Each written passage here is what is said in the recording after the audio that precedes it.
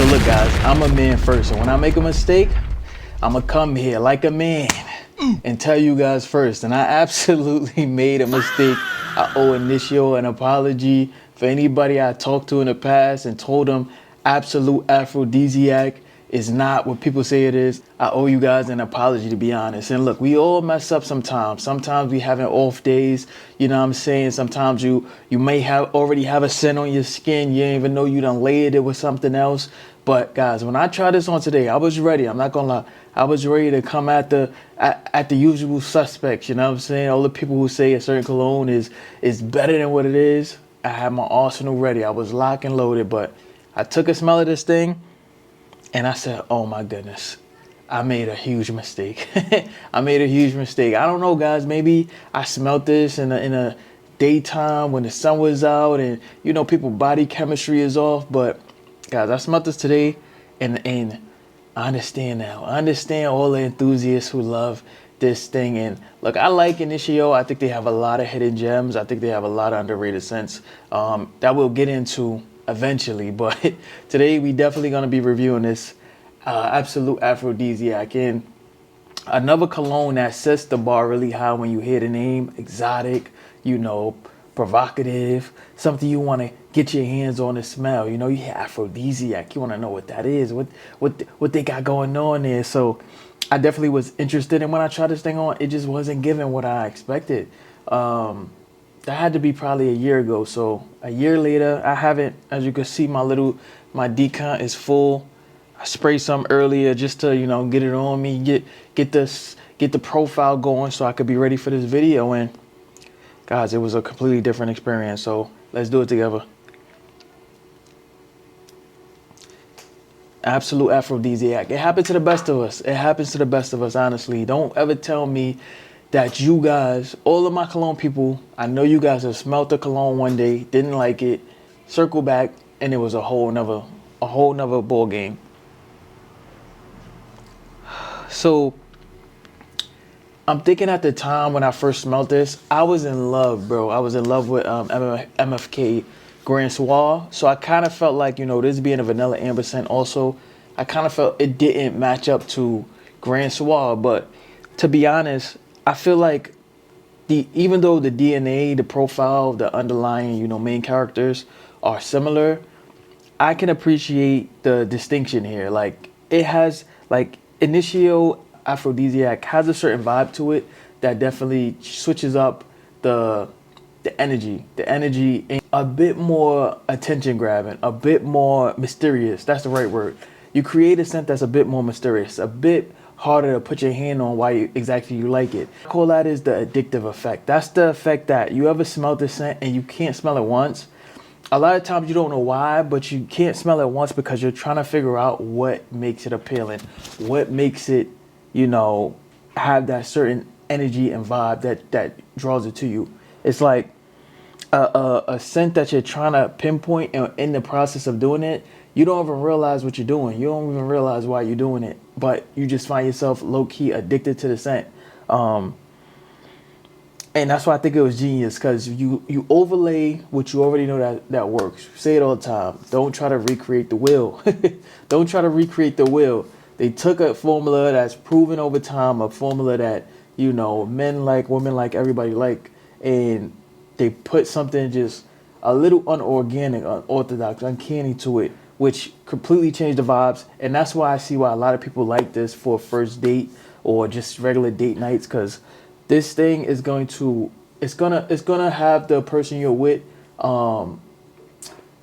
impressed by the amber and vanilla, but it's also gonna have them impressed by those other notes. At the same time, I feel like the musk and the leather gives this more of a mature feel. Sometimes I think as a guy, guys, you know fellas, sometimes you want to smell a little more masculine. For me, I don't like fruity scents.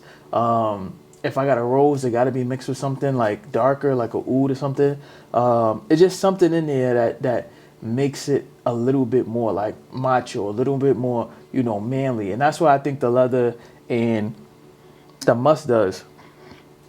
But I think one of the charming things about this scent, the vanilla amber is always going to kind of like roll out a little stronger, but at the same time, this also has like a flowery kind of vibe to it, like some type of, not a rose, but like flower, like a white flower. I don't know the name of the white flowers, but like if you ever smell the flower, it has like a white kind of flower vibe to it, which adds a touch of sweetness to nicely mellow out that musk and leather. But all in all, it's definitely something that I would consider more of a fall fragrance, more of a after 8 p.m. fragrance, darker, good duration. I had it on earlier. Definitely going to carry its weight. Initio is known for having those type of scents that can really like hang with you, and I think this is like one of the best sillage colognes that I've had. Like the sillage on this thing, because of the sweetness, the leatheriness, the vanilla amp, all of that stuff plays into the sillage. And this type of sillage, those are the type of notes that don't fade quickly. Those are the type of notes that carry themselves behind you, which again also I think nicely works its way out for a date night. Because look, guys, you don't want on a first date, like you don't want to have on a cologne that you need to do too much for it to have its impact. You want something that when you get up from the dinner table, smell it. When you come back from the dinner table, smell it. You know what I'm saying? Like getting out the car, smell it. Like the sillage factor is one of the factors I think men truly underestimate. And they worry about they worry about the opening. The opening is great. The opening is good. It's gonna give you like a nice circumference, but that opening is gonna fade. So you want something that the sillage carries in. You know, as I'm waving my hand, man, this thing is one of the best like projecting scents that I've had on in a while. Where, guys, I don't even need to smell my hand, because like the sillage of this thing is very incredible. And also as it melts down a bit, it gets a bit nutty, a bit nutty with the vibe it gives off, which again nicely works in with that warm energy that it initially gives off with the vanilla and the amber. So vanilla, amber, nutty with a leathery and a musky kind of take on it. So like I said before, I'm a man about mine. I'm gonna say that I had Absolute Aphrodisiac messed up. I do question like the usability in this, but you know, sometimes people don't really get like what a specialized scent is. That's a scent that you could bust out specifically for specific occasions. And I think this falls in that. I think this is, like I said, late night dates, and things like that you could throw this on and have confidence that it's going to get the job done. It's going to give you an impressive kind of aura around you. You know, perfect for that. And as I smell it, it's like I said, that warm, almondy, almost waffly syrupy. It melts down to. So a delicious scent in its own means. But yeah, date night, late night scent, fall, winter, wouldn't do this in the summer. But a super specialized scent.